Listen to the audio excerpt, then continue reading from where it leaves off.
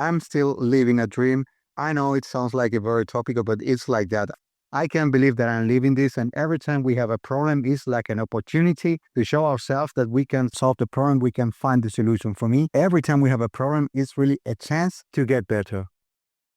You just heard Javier Carrasco articulate his powerful and positive mindset, viewing every problem encountered not as a setback, but as an opportunity.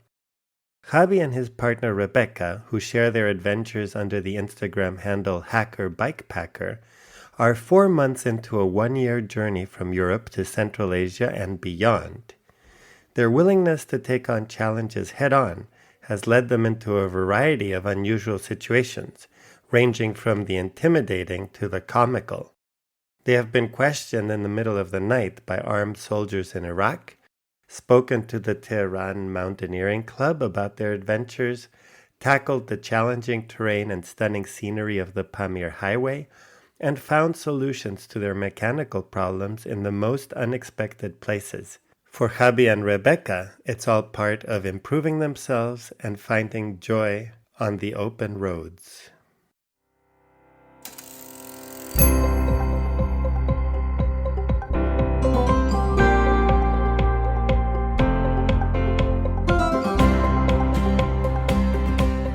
You're listening to The Accidental Bicycle Tourist.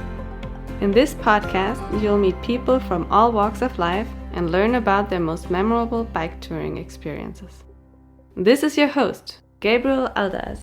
Hello, cycle touring enthusiasts. Welcome to another episode of the Accidental Bicycle Tourist podcast.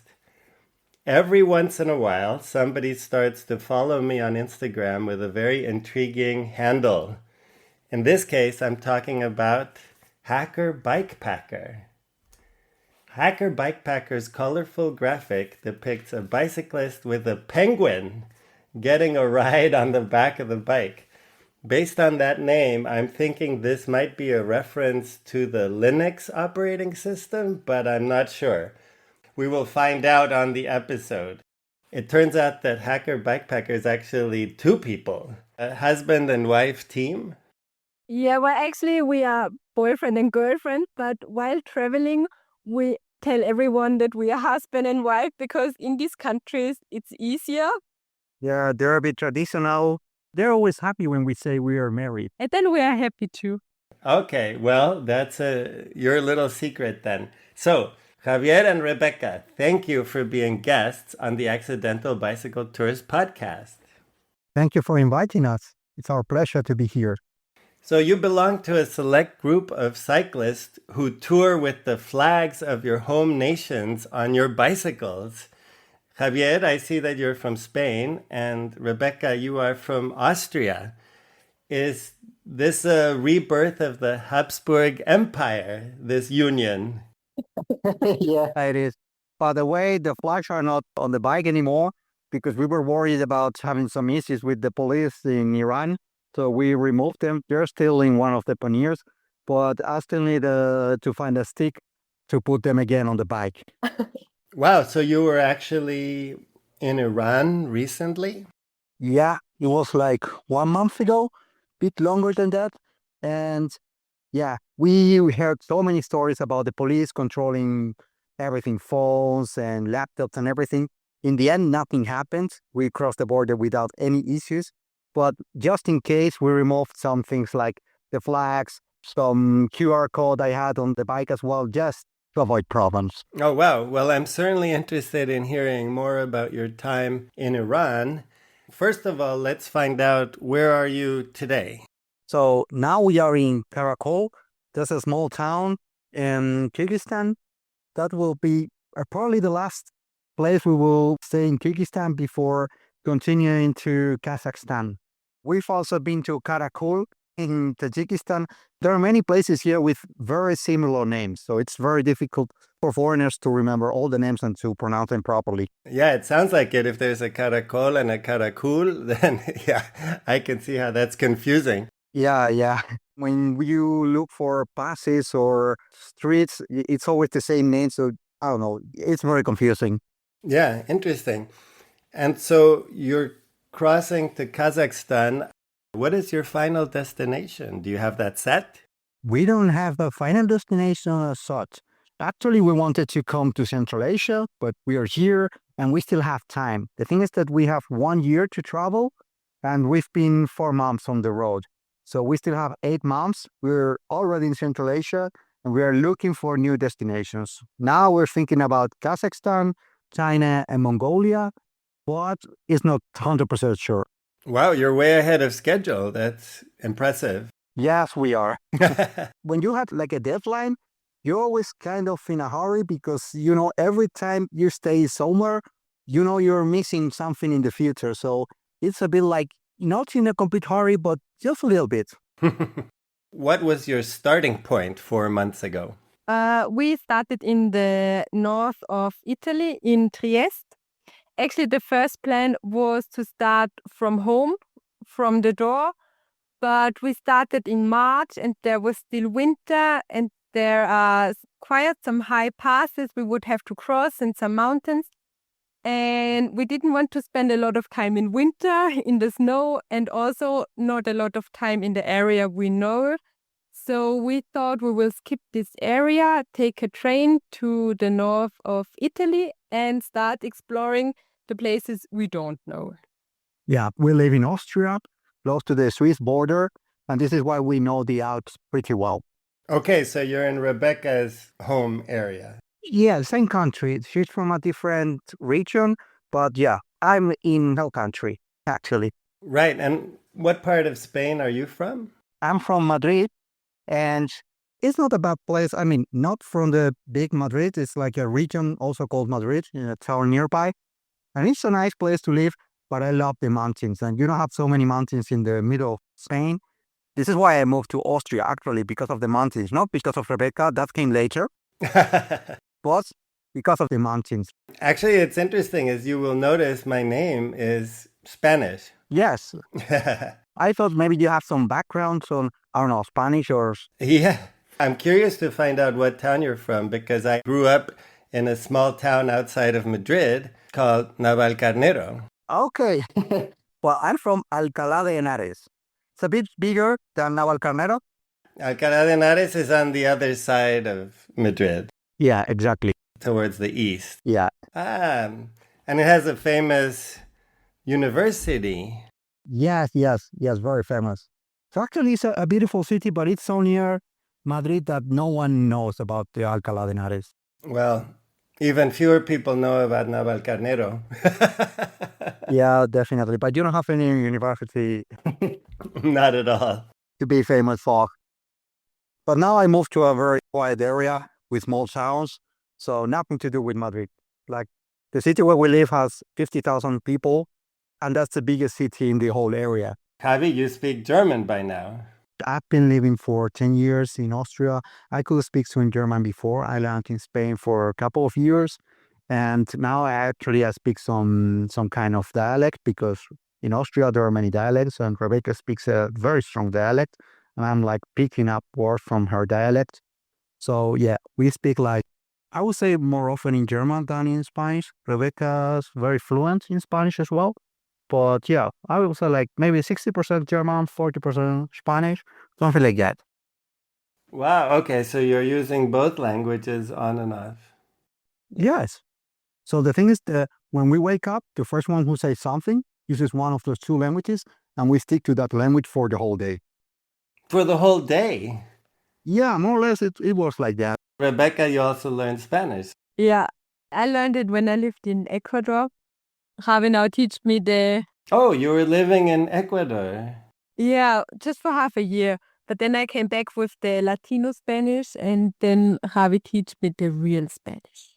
Oh, well, actually, that's an interesting thing because my wife learned Spanish in Colombia. When I met her, she spoke with a Colombian accent, and then through talking to her in Spanish, then she picked up Spain Spanish. And a lot of her friends were like, oh my gosh, he's ruined your Spanish, and this is terrible. Yeah, same here. Yeah, it's so funny. Now back to your trip. You took the train and you set off from Trieste in Italy, and then you crossed the Balkans on your way east, I guess. Yes. We crossed all the Balkans, a bit on the coastline, a bit into Bosnia, then Montenegro, Albania, into Greece. And then we took a ferry from Athens to Fethiye in Turkey, crossed Turkey, then the Kurdish part of Iraq, Iran, and then we flew over to Tajikistan. What are some of the interesting changes that you've noticed going by bicycle gradually east?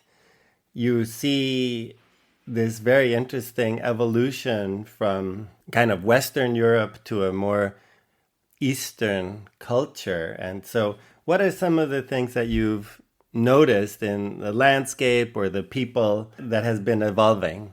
Yeah, I think it was more about the people. The big change, of course, was between Europe and Asia, like hospitality, like friendship, like, I don't know, feeling welcome in the country, not just being a tourist. That's a big difference between Europe and Asia. And within Europe, I would say like the countries where there are like the big majority of Muslims are usually more welcoming. Like Albania was really welcoming. So it felt like much better than the other countries nearby. Oh, interesting. What is one example that you experienced in Albania? Anything specific come to mind? When we entered Albania, the people greeted us, they were waving at us, and every day we got invited to a coffee, or they brought us some Coke, or they always asked if we needed help or something to eat. And this didn't happen in Croatia, for example. There you are a tourist. And also the tourist season didn't even start, so there were actually not a lot of people. So this was a big difference in Albania. Well, Croatia has become so westernized and modern in recent times, and they recently even adopted the euro as the currency, which only happened a couple of years ago. And you can see there's been a huge increase of wealth in Croatia. Yeah. And with that comes also, okay, these are tourists, and now there's a lot of tourists. Yeah, so they're not so surprised that you're bikepacking. Like in Albania, it was like a big thing. But in Croatia, it's like you're just another tourist, another cyclist. Right. I mean, I don't want people to think that Croatia is not a good place to cycle. It's awesome, super beautiful. The islands are amazing. But you don't get the feeling that you get, especially in Asia, with the locals and how welcoming they are. The most welcoming people, it started in Turkey. Well, in Albania, and then from Turkey onwards. And the further we got, the more welcoming people got. And we actually were surprised that it can get better and better with each and every country. That's a wonderful thing to have happen, that every country gets more welcoming. It was incredible because when we reached, for example, Montenegro, people were friendlier than in Croatia. And we were very happy. We were like, wow, they are so friendly. And the next country was Albania. It was like even better. And we reached Asia. It was like, we couldn't believe that people could be so welcoming, so friendly. Okay, I'm very curious about Iraq as well. Another country that has had so many problems over the years. What was your experience? You went through the northern part, which is more the Kurdish area, you said? Yes. It was a difficult experience, I would say, at least for me. It was the country where Javi and I had very different experience. I didn't feel very comfortable because we had some encounters with the military, with soldiers. They were heavy armed. I mean, nobody wanted to harm us or anything, but I just didn't feel so comfortable. Then we had a very, very bad dog attack. I mean, nothing happened, just my bag got bitten, but still it was not a very good encounter. Then I was a bit sick. For me, it was just too much of adventure and I was just too far out of my comfort zone. So I was pretty relieved when we left the country. Yeah, for me, what the opposite experience. This is an example of even traveling together, you can have really different experiences because for me, that was the real challenge, like the real adventure I was looking for, and always finding solutions to the problems and getting out of really difficult situations was for me something I was looking for during this trip. What were some of the difficult situations you had to get out of? So far, Rebecca has mentioned military and a dog attack. Yeah, we were close to the Turkish border. There's a big conflict there. And we camped in the middle of a very small town. Batifa is its name. And the military came in the middle of the night because they didn't want tourists to be there at night, like camping. They came like really heavy armored with AK-47s, not really like being like rude or anything, but telling us to go to the city we were before, which was like 40 kilometers away in the middle of the night. Rebecca was sick, and we were like, there's no way we can do that. I talked to them for, I don't know, half an hour, and I never felt like in danger or anything. And in the end, well, hospitality saved us again. One of the locals offered us to stay at his place for the night. And then the next morning, we would have to go back to the city close to the Turkish border. We were a bit cheeky, and we said, well, all right, we will do that. And in the end, we woke up a bit earlier than everyone else, and we continued our way, towards Iran. By the next checkpoint, no one said anything, and we could continue the trip. So this is one of the examples when we found solutions and we managed to continue our trip, even though it was like very challenging. Definitely. And oh, poor Rebecca, you had, what was it, a food poisoning or just a cold? No, I had some throat infection, and actually I just needed 1 day of rest. But the nights and the days before we got hosted by families, which was very nice. But there you never have time to rest, and I just needed 1 day to rest and give my body some time. And I think that's why the throat infection got a bit worse. But yeah, after 1 or 2 days of rest, it was okay. But when you are sick, everything is way more dramatic than it really is. And you were sick when the military came in the night. Yes, exactly. Oh, Yeah, so it was really weird. Rebecca was in the tent. I was outside with 4 soldiers discussing if I could stay or not, or if we should go to the next city. Yeah, it was a bit weird situation. Like I couldn't believe that was happening in the middle of the night. But as I said, in the end, we achieved our goals and we could continue. So that's what I think it was a good experience overall. I can see both of your points. I can see how it might be too adventurous for some. I do know, of course, Turkey has a big conflict with the Kurds, and I guess it was the Kurds who controlled the northern part of Iraq. So these were Kurdish soldiers? Yeah, the thing is, there used to be this group, PKK, but they stopped like a few weeks ago. So they don't officially exist anymore, like an armed group. And we don't know if that was PKK or was the official Kurdish army. We don't know because they never told us who they are. Mm-hmm. And the thing is that when we went to the next official checkpoint, we were allowed to continue.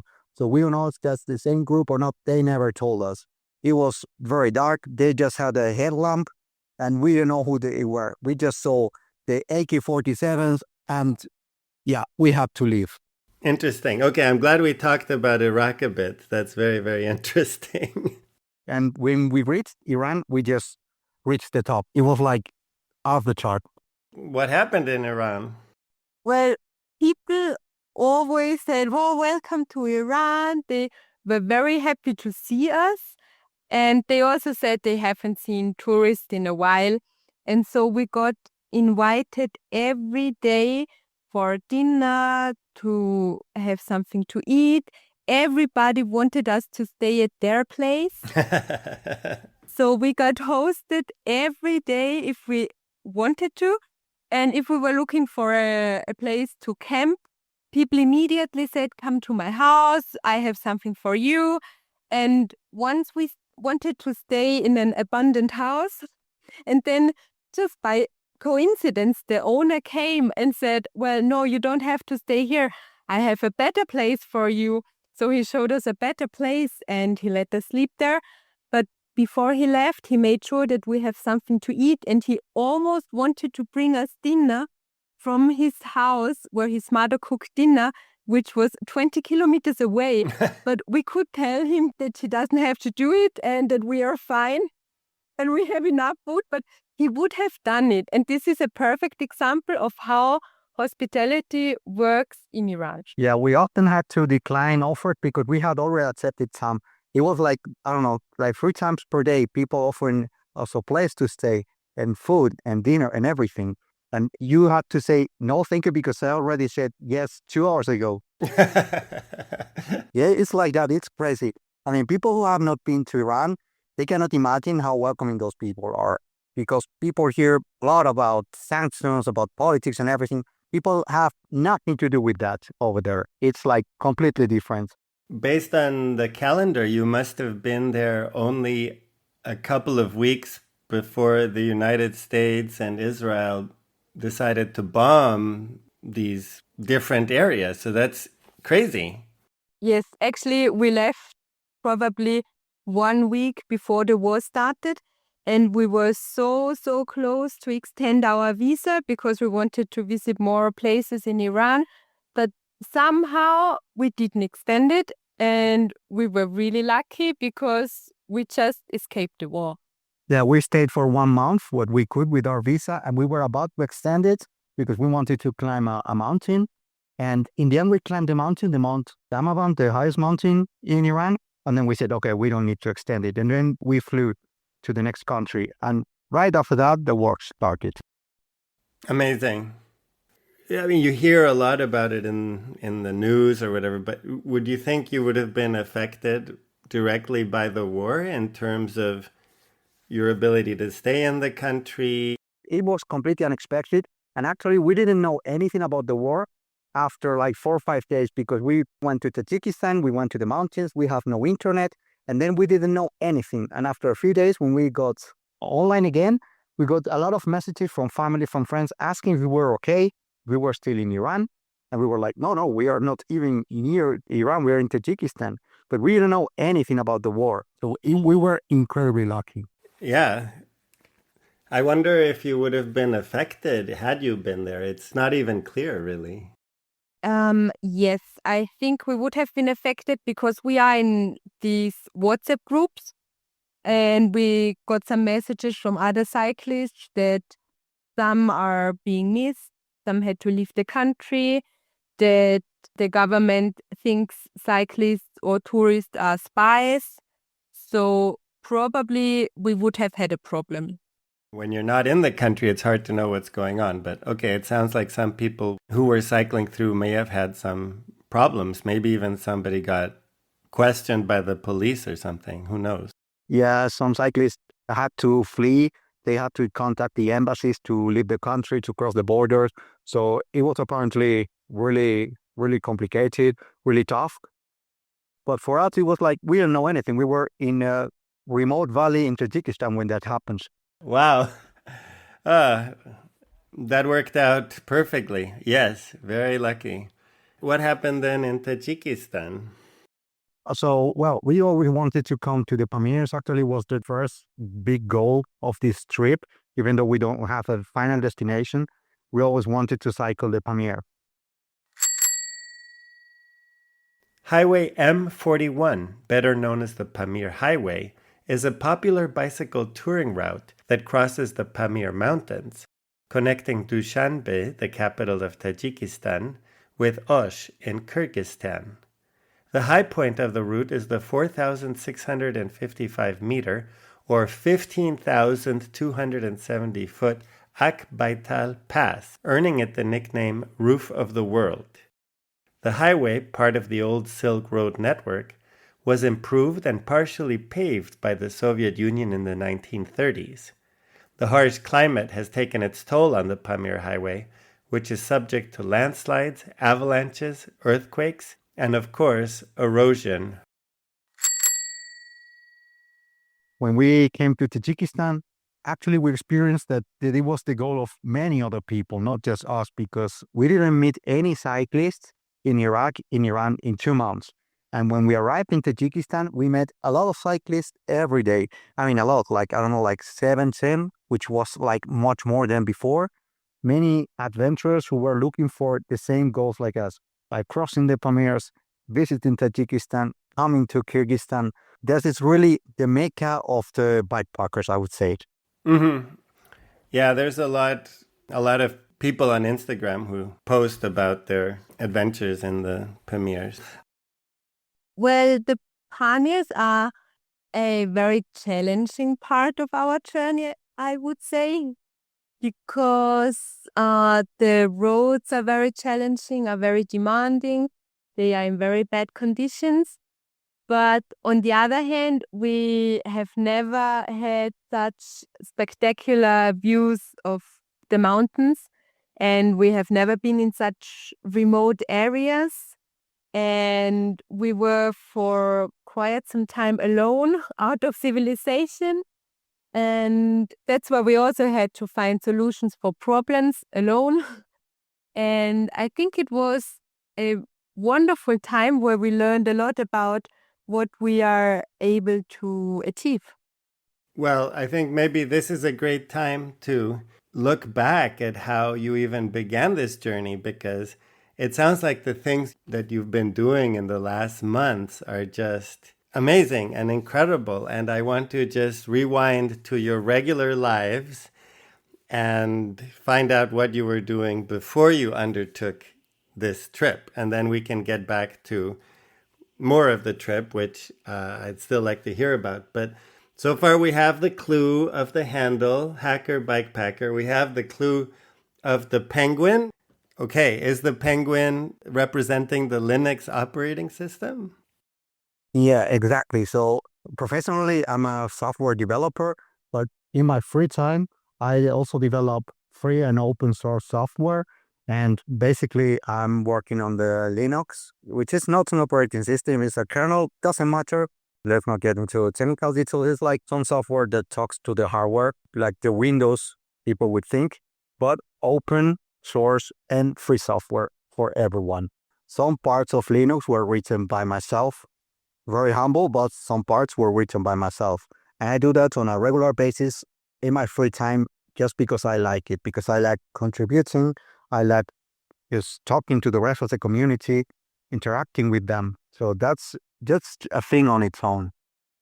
So I'm trying to bring more open source and free software to the cycling community, because the cycling community is very aware of their freedom or their rights or their privacy. But when it comes to software, which they use every day with their phones, with their computers, they don't care that much about it, mainly because they don't know much about it. So I'm trying to raise some awareness, mostly failing, but I'm still trying. Okay, well, I'm interested. So first of all, what is the difference between an operating system and a kernel? Well, an operating system is a kernel plus some additional software that brings you the whole system. So the kernel is just the layer between the hardware and your application. Think about it like Android, for example, something like that. You have just this layer, and on top of that, you have applications like your browser, like your email client, all those things. They are not allowed to talk to the hardware directly. They talk through the kernel. And the kernel, in this case, for me, it's Linux. That's what I'm using on my daily basis. Okay, so the operating system would then be Red Hat or something that would use the Linux kernel? Yeah, for example, in the Linux world, they're called distributions like Ubuntu, Fedora. They bring you the Linux kernel plus many other applications on top of the kernel. This is what I care about, like telling people that you don't need to buy that software, that there are free options that are built by the community. They're not spying you, they're not collecting your data. They're just offering you something for free just for you to enjoy. Oh, that sounds good. Yeah, and it's not just Linux. Every time I meet a bikepacker, I talk to them about applications that are free, that are built by the community, so they don't use the ones that what you have to pay for with closed source. And that's where I mostly fail, because people just care about the apps where they can find the best campsites, for example. Well, here you have a platform to talk to some bike packers. What specifically do you recommend? So, for example, there's a new app. It's just 1 month old. It's called Co Maps, CO Maps.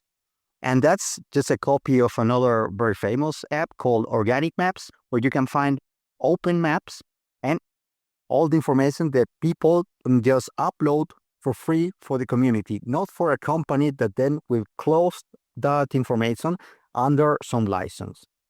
So if you're looking for an application to navigate offline, Call Maps is built by the community, free and open source. What kind of functionality does it have? Things like being able to plan a route?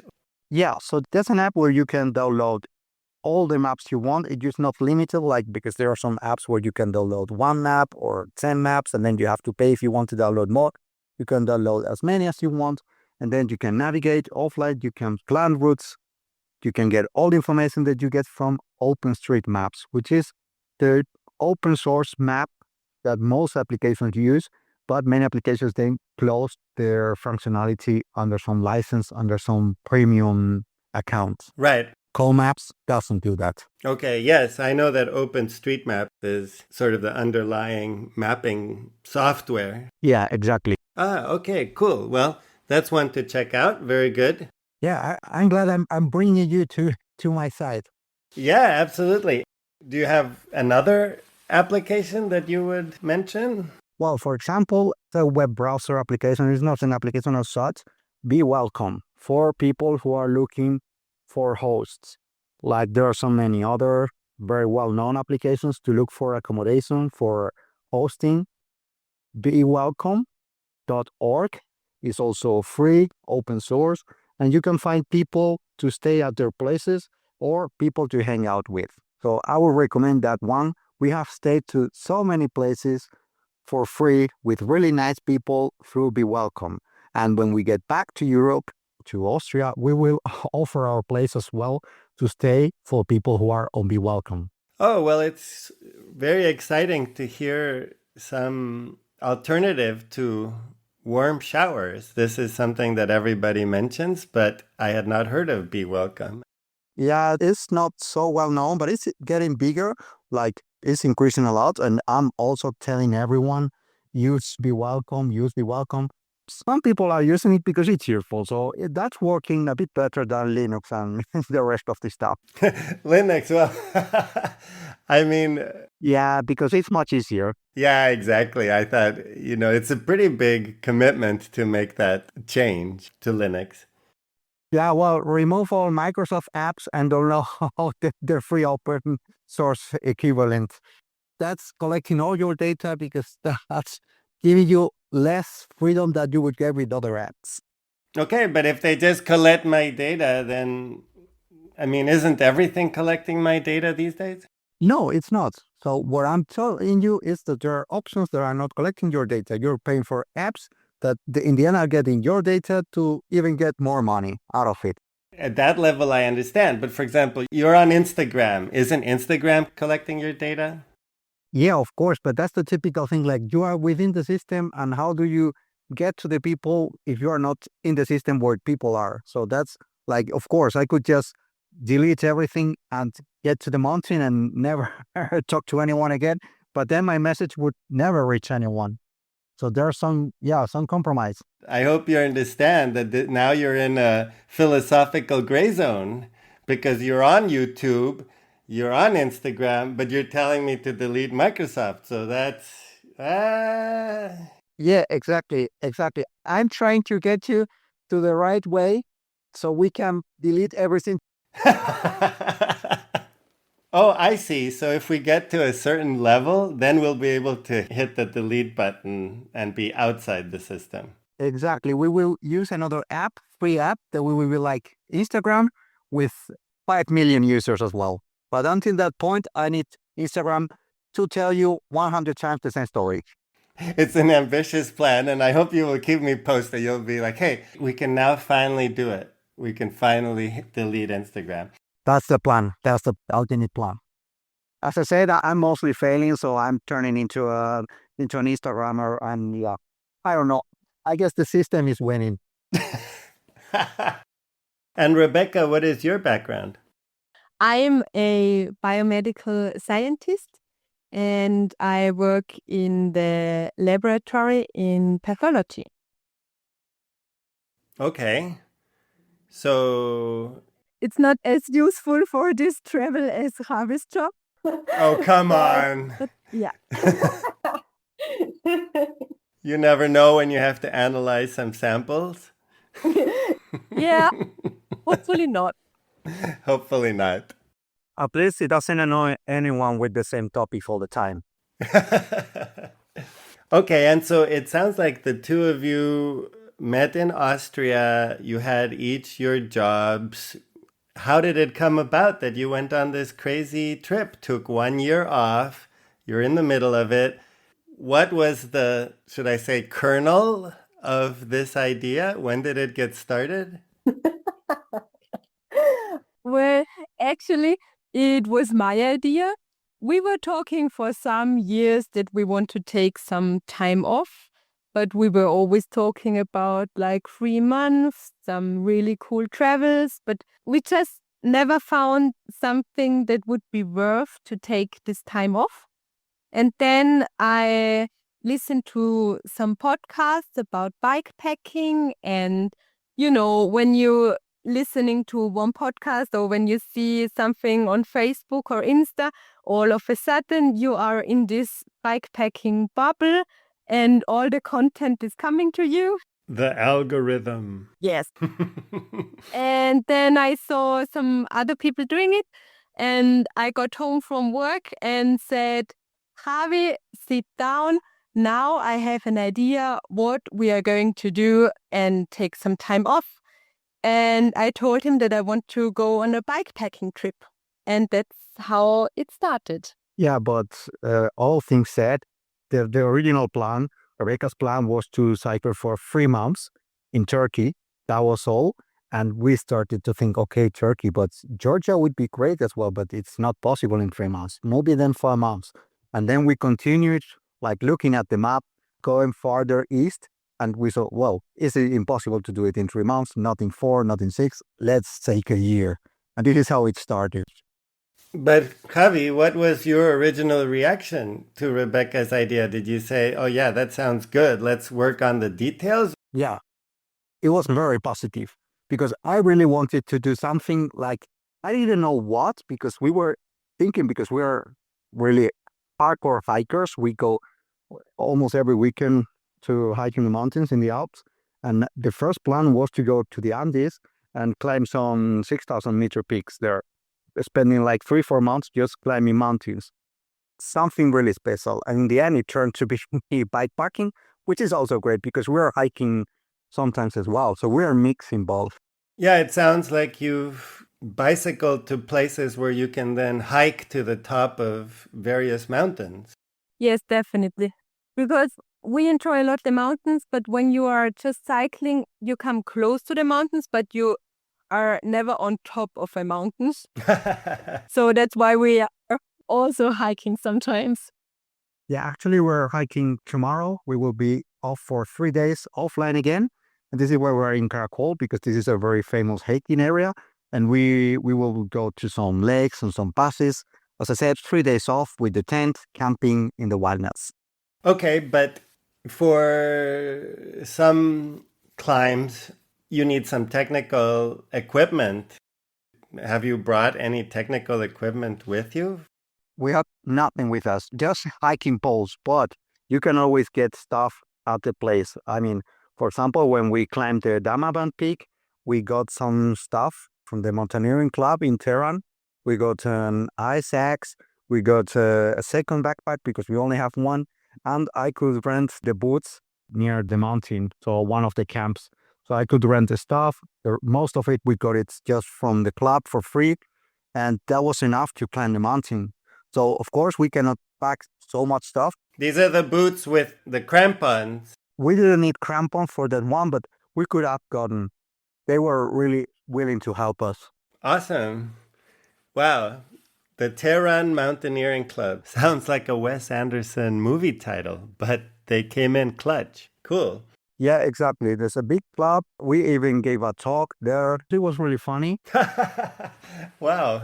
They didn't understand anything because they couldn't speak any English.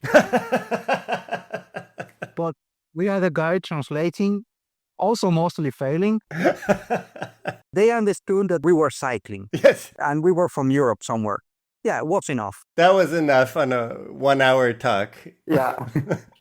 Hopefully you had some photos so they could at least see something.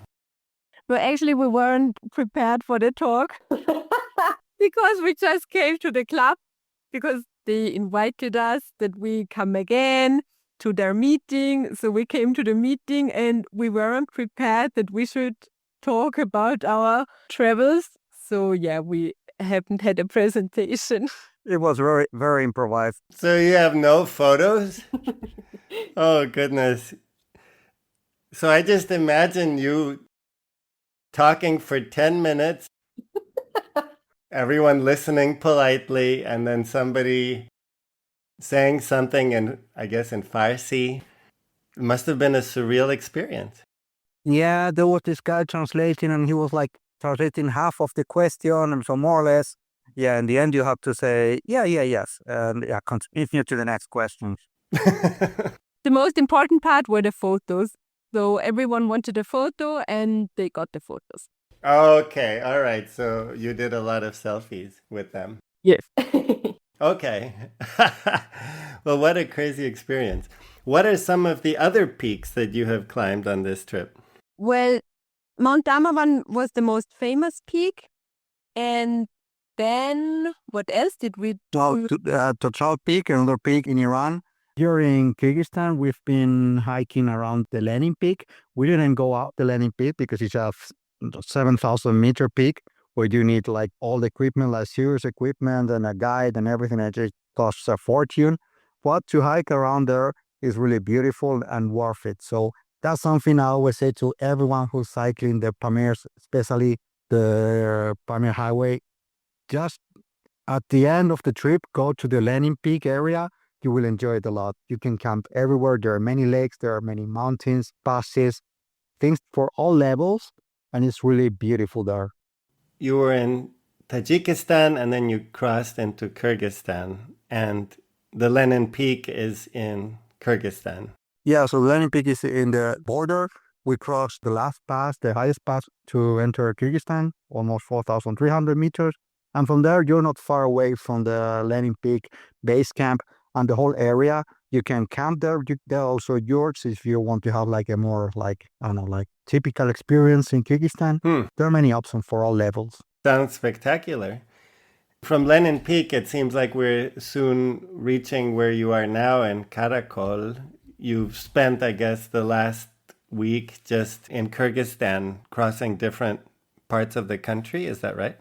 Yeah, so we've been already like 3 weeks or so in Kyrgyzstan, crossing many passes because every time you want to visit something new in Kyrgyzstan, you have to cross remote valleys to climb huge passes like over 3,000 meters. Everything is kind of remote. There are not good roads to reach almost any destination but the capital city and maybe 1-2 more cities. So we are always in remote areas, offline for 4 or 5 days. That's very common here, but we are getting used to it, like being offline and in remote places. And our friends and family are also getting used to it, like not knowing like for days anything about us. Yeah. And then afterwards, you say you will go to Kazakhstan is the next one. That's a huge country. Yeah, that's a huge country. We don't have time to visit the whole country, so we would just visit one corner near the city of Almaty, which is more or less near China, because we're thinking about visiting Mongolia, but you have to do that in the summer because it gets very, very cold in the autumn there. So we don't have so much time before we reach Mongolia. We have to cross one region in China called Xinjiang, which is rather big. They will take us very long time, like a few weeks. And we don't have so much time if we want to cross a huge country like Mongolia. Mm-hmm. Yeah, that's the other thing is you say you have a lot of time left, but soon you're going to run out of summer. it's going to get cold. Yeah, exactly. So we still have a lot of time, 8 months still for the trip, but not to visit Mongolia. To visit Mongolia, we have 1.5 months, I would say. Mongolia actually was never on the list. We always wanted to go through China to Pakistan, to the mountains again, because that's what we love.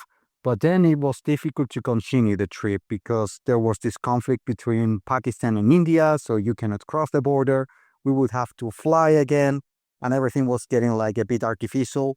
So in the end, we changed plans and we are going to visit Mongolia, which is a country that maybe we would never visit if we wouldn't cycle. We've also heard great things about Mongolia as well from a previous podcast guest, Giacomo Turco was bicycling in Mongolia and thought it was excellent. Yeah, I've heard many good stories about Mongolia. I'm not so convinced 100% because I love the mountains. I know I will see some mountains in the west of the country, but the rest, I don't know.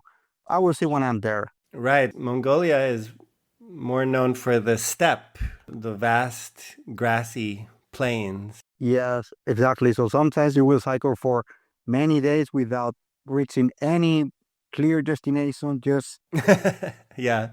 cycling and cycling, not meeting anyone. And we have heard that we have to download as many podcasts as possible. I will download all your podcasts because you have many hours to hear them.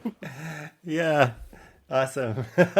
Yeah, so I will listen to every single podcast you have from the very beginning until we are at the end of Mongolia. Perfect. I was also aware that not only do you have an Instagram account, but you also have a YouTube channel. So can you tell a little bit about that? Well, actually, this was Javi's idea. I didn't actually know that we are going to have a YouTube channel like this.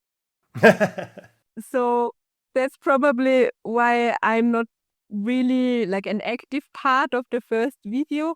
Also because it was a lot for me cycling and keeping up my energy. Then I had no energy left for doing some videos. So this was Javi's part. Then I joined the game. And now I also enjoyed making the videos. But editing and making the audios and releasing, it takes a lot of time. That's why we are not really up to date with the videos. We are currently with the Turkey video and it's actually almost done, but we just don't find time for the final touch. And we also do not have any equipment with us. We just have our phone and the headphones. That's why the audio quality is probably sometimes bad, but we do our best. Yeah, it's getting better. Actually, I have to say the channel was for the Linux part and for the free software. I failed. No one cares about that. And then we started posting videos about the trip as well. So this is why I had the channel before. And now we're posting those videos about the trip. We are catching up slowly, but it's mostly for friends and family. We just want to show what we are experiencing here and trying to motivate other people to go on an adventure like this. So it's not like trying to get super famous or any money or anything like that. Wins. No, not at all. It's just something that we want to do because it's fun and just maybe to motivate someone, because some people have texted us asking about the trip, how they could start. So it's really, really good when you see that other people are getting motivated thanks to your adventures. Definitely. That's really rewarding. Since we're on that topic, what advice can you give to people who might be looking to do something, maybe not even on that scale, because 1 year off, not everybody will be able to commit to it. But looking back on it and how you got started, what advice could you give to someone who wants to do something like it, but is hesitant? I would say just do it. That's taken.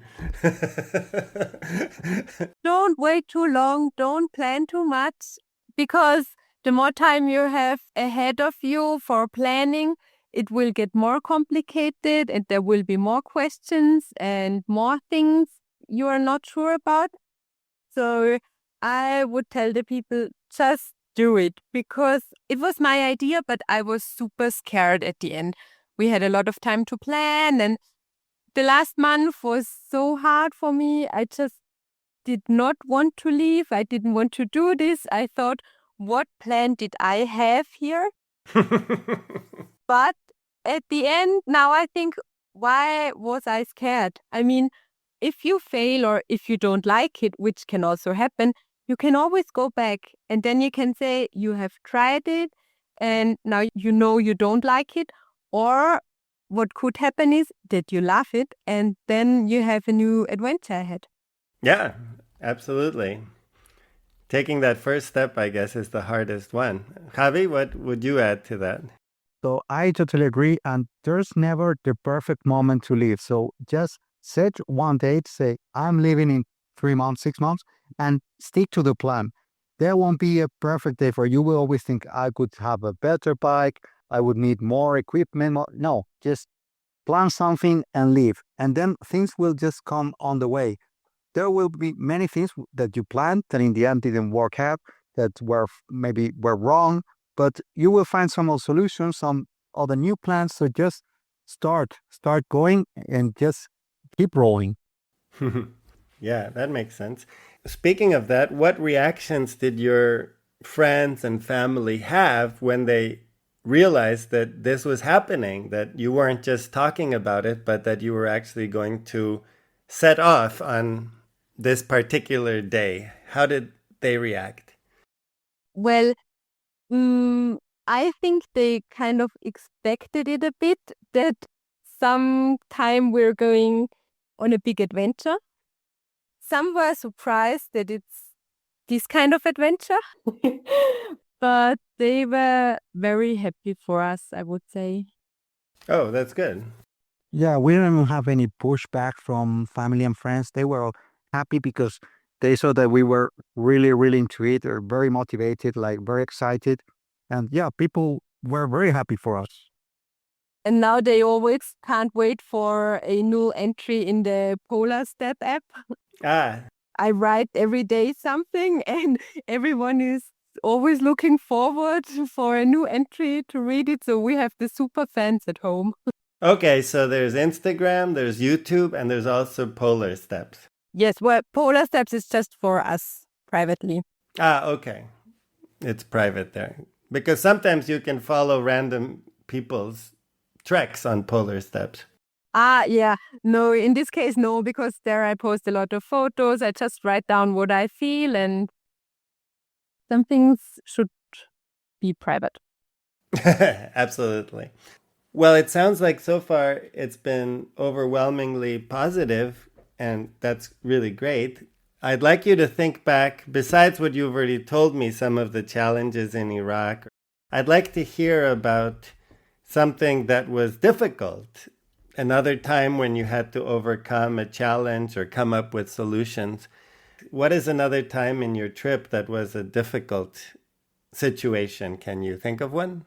I have to say, I have never had like a very difficult situation for me. I'm still living a dream.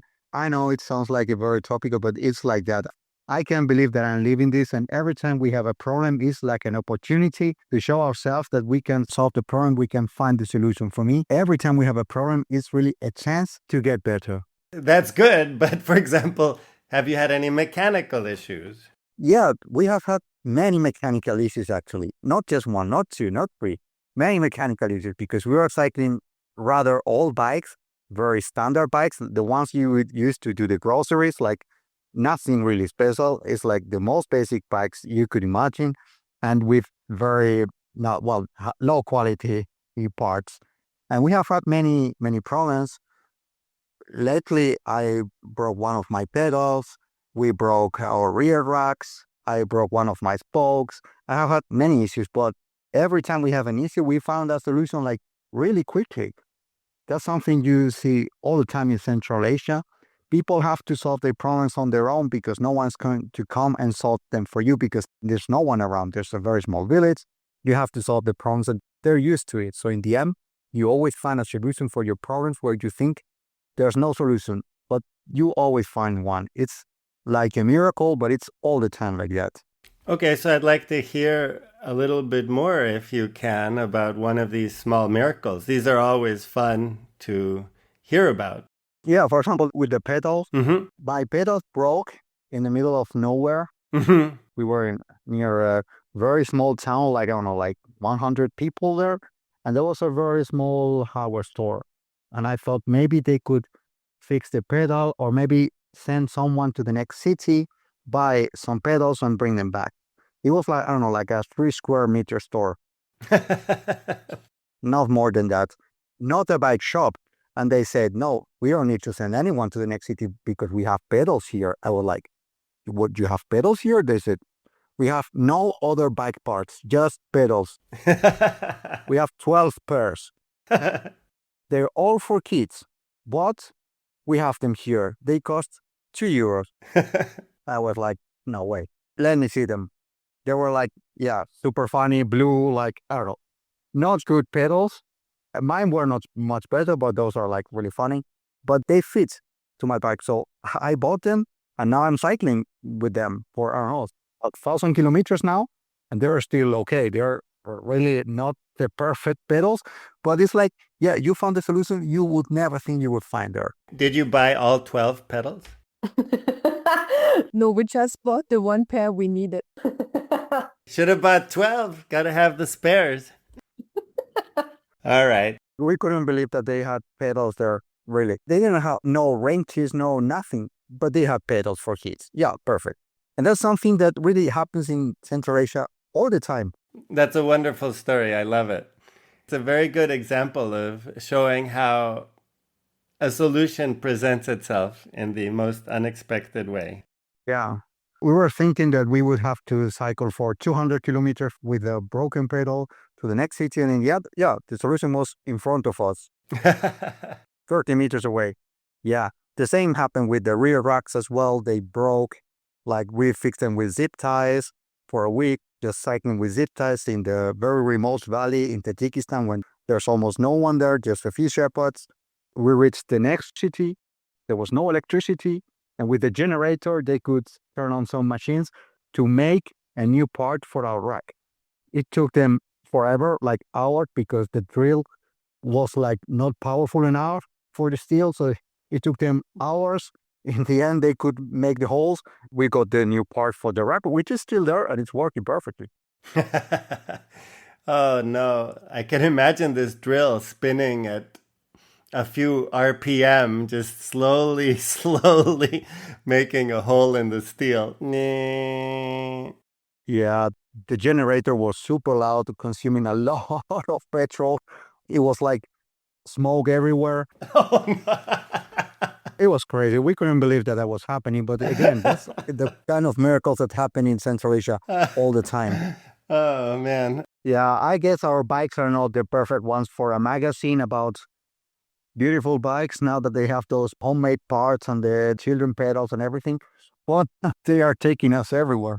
And they are very unique. So actually, speaking of the bikes, you say that they were bikes for groceries. I mean, how did you get these bikes? Were these bikes you already had before the trip? So actually, my bike was found in a dumpster in Germany. Someone threw it away. My brother is a bike mechanic. He found the bike and he repaired some parts that were broken, not many, so it was more or less all right. We had to change the chain, some brake pads, not much. I was like, whoa, this bike is all right to cycle to Central Asia. And this is how I got my bike. So a $0 bike traveling around the world. And Rebecca, your bike? I found it on the internet, I think on eBay Kleinanzeigen, and it was a second-hand bike which was repaired and it just works perfectly fine. Great. So that was a €100 bike or €200 bike, something like that? Yeah, I think it was not even €200. Okay.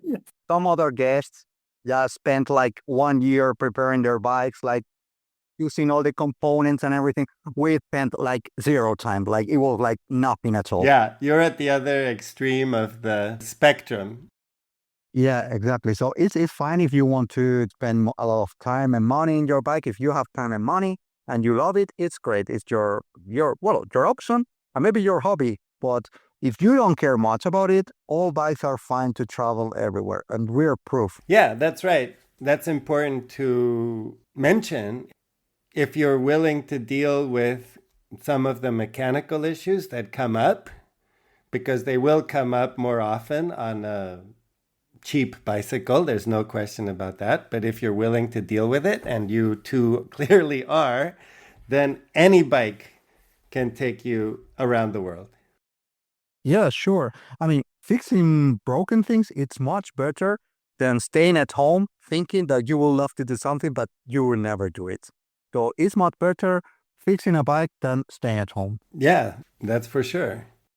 Probably it is worth to mention that I hated cycling 2 years ago.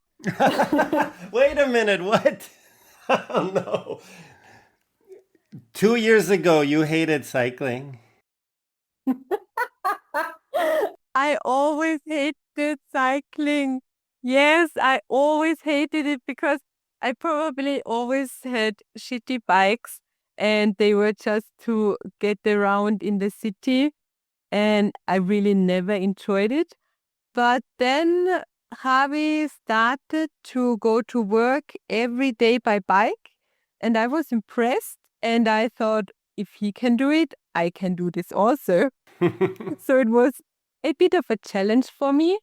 And I like this idea of getting to work without taking a car or a train. And then I just bought a bike on, I think it was Facebook Marketplace, but it was a good one. And I enjoyed it a lot more.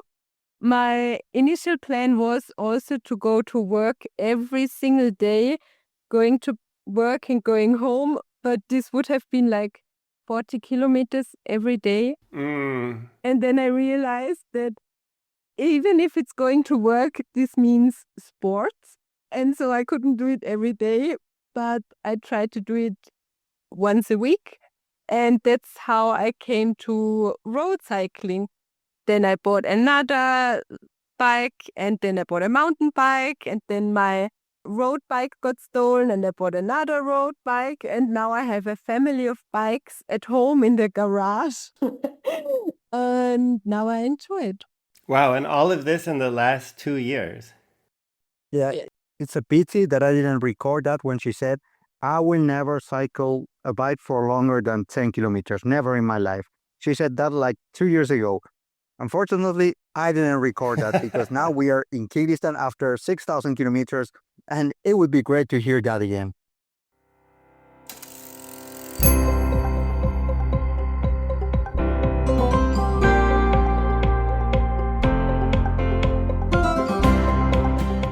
The transcript for this episode is available on the Accidental Bicycle Tourist website.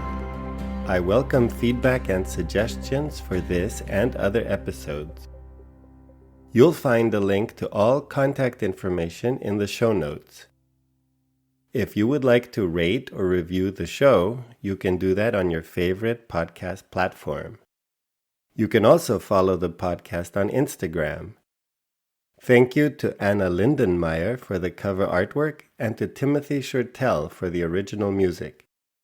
This podcast would not be possible without continuous support from my wife, Sandra. And thank you so much for listening.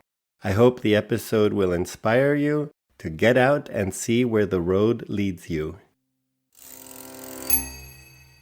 Hello? We couldn't hear you very well. I think you talked about the penguin, right? The audio quality was like very low.